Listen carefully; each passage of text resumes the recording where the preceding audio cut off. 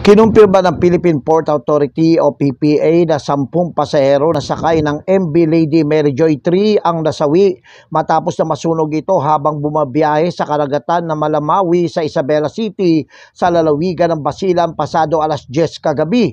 Lulan ng 205 na pasahero at 35 na crew ang naturang barko nang maganap ang sunog kagabi kung saan 3 sa mga ito ang nasugatan. Sa ngayon, kasalukuyang iniimbestigahan na ang pinagmulan na sunog na ikinasawi nga ng 10 pasahero at kinasugat ng 3.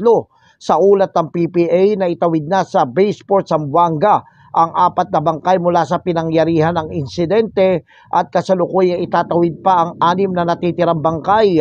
Nagpaabot naman ng tulong ang PPA sa mga survivors ng kape, pagkain at masisilungan at sa pakikipagtulungan sa Maritime Industry Authority at Philippine Coast Guard.